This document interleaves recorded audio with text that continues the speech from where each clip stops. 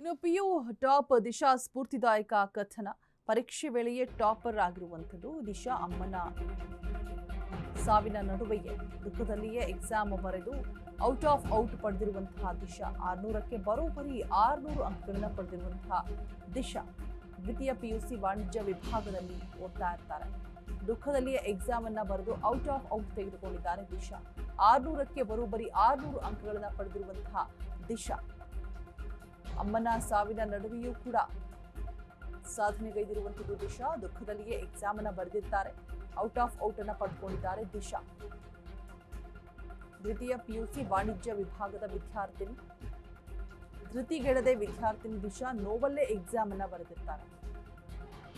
ಅಚಲ ಛಲದಿಂದ ಪರೀಕ್ಷೆಯನ್ನ ಬರೆದು ಐತಿಹಾಸಿಕ ಸಾಧನೆಯನ್ನ ಮಾಡಿದ್ದಾರೆ. ಮೂಡಬಿದ್ರೆ ಆಳ್ವಾಸ್ ಕಾಲೇಜಿನ ದಿಶಾ ರಾಜ್ಯಕ್ಕೆ ಇದೀಗ ಪ್ರಥಮ ಸ್ಥಾನವನ್ನ ಪಡೆದುಕೊಂಡಿರುವಂಥದ್ದು. ಪಿಯು ಟಾಪರ್ ದಿಶಾ ಸ್ಫೂರ್ತಿದಾಯಕ ಕಥನ. ಪರೀಕ್ಷೆ ವೇಳೆಯೇ ಟಾಪರ್ ದಿಶಾ ಅಮ್ಮನ ಸಾವನ್ನಪ್ಪಿರ್ತಾರೆ. ದುಃಖದಲ್ಲಿಯೇ ವಿದ್ಯಾರ್ಥಿನಿ ಎಕ್ಸಾಮ್ ಅನ್ನ ಬರೆದಿರ್ತಾರೆ. ಔಟ್ ಅನ್ನ ಪಡೆದುಕೊಂಡಿದ್ದಾರೆ. 600ಕ್ಕೆ ಬರೋಬ್ಬರಿ 600 ಅಂಕಗಳನ್ನ ಪಡೆದುಕೊಂಡಿರುವಂತಹ ದಿಶಾ ದ್ವಿತೀಯ ಪಿಯುಸಿ ವಾಣಿಜ್ಯ ವಿಭಾಗದಲ್ಲಿ ದಿಶಾ ಟಾಪರ್ ಆಗಿದ್ದಾರೆ. ಪರೀಕ್ಷೆ ನಡೀತಾ ಇದ್ದಾಗಲೇ ತಾಯಿ ಕಳೆದುಕೊಂಡಂತಹ ದಿಶಾ 3 ಪರೀಕ್ಷೆ ಬಳಿಕ ಅಮ್ಮ ಆಕಸ್ಮಿಕವಾಗಿ ಸಾವನ್ನಪ್ಪಿರ್ತಾರೆ. ಸೊ ಧೃತಿಗೆಡದೆ ವಿದ್ಯಾರ್ಥಿನಿ ದಿಶಾ ನೋವಲ್ಲೇ ಎಕ್ಸಾಮ್ ಅನ್ನ ಬರೆದುಬಿಟ್ಟು ಔಟ್ ತೆಗೆದಿದ್ದಾರೆ. ಛಲದಿಂದ ಪರೀಕ್ಷೆ ಬರೆದು ಐತಿಹಾಸಿಕ ಸಾಧನೆಯನ್ನು ಗೈದಿದ್ದಾರೆ.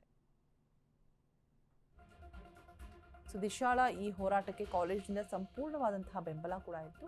ಆ ಸಮಯದಲ್ಲಿ ಏನು ಮಾಡಬೇಕಂತ ತಿಳಿಯೋದಕ್ಕೆ ಅಂದ್ರೆ ಏನು ಮಾಡಬೇಕು ಅಂತ ತೋಚೋದೇ ಇಲ್ಲ. ಹೌದು, ಅಮ್ಮ ಅಂತ ಹೇಳಿದ್ರೆ ಆದರೆ ನನ್ನ ಅಮ್ಮನಿಗೋಸ್ಕರನಾದರೂ ಇದನ್ನು ನಾನು ಮಾಡಬೇಕು ಅಂತ ಹೇಳ್ಬಿಟ್ಟು, ಅಮ್ಮನಿಗೋಸ್ಕರ ಸಾಧಿಸಬೇಕಿತ್ತು, ಸಾಧಿಸಿದೆ ಅಂತ ಹೇಳ್ಬಿಟ್ಟು ಭಾವುಕರಾಗಿದ್ದಾರೆ ದಿಶಾ. ತಾಯಿಯ ಕನಸಿನಂತೆ ಮುಂದೆ ಚಾರ್ಟರ್ಡ್ ಅಕೌಂಟೆಂಟ್ ಆಗುವಂತಹ ಗುರಿಯನ್ನು ಹೊಂದಿದ್ದಾರೆ. ಕೇವಲ ಹೆಚ್ಚು ಹೊತ್ತು ಓದೋದಲ್ಲ, ಮನನ ಮುಖ್ಯ ಅಂತ ಹೇಳ್ತಿದ್ದಾರೆ ದಿಶಾ.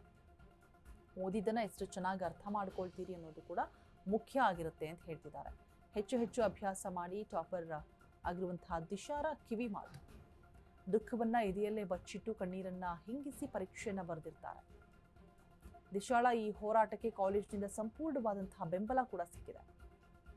ಆ ಸಮಯದಲ್ಲಿ ಏನು ಮಾಡಬೇಕು ಅಂತ ಹೇಳ್ಬಿಟ್ಟು ತಿಳಿತಾ ಇರಲಿಲ್ವಂತೆ. ಆದರೆ ನನ್ನ ಅಮ್ಮನಿಗೋಸ್ಕರವಾದರೂ ಇದನ್ನ ಸಾಧಿಸಬೇಕು ಅಂತ ಹೇಳ್ಬಿಟ್ಟು ನಿರ್ಣಯಿಸಿದೆ ಅಂತ ಹೇಳ್ತಿದ್ದಾರೆ. ನನ್ನ ಅಮ್ಮನಿಗೋಸ್ಕರ ಸಾಧಿಸಬೇಕಿತ್ತು, ಸಾಧಿಸಿದ್ದೀನಿ ಅಂತ ಹೇಳ್ಬಿಟ್ಟು ದಿಶಾ ಭಾವುಕರಾಗಿದ್ದಾರೆ.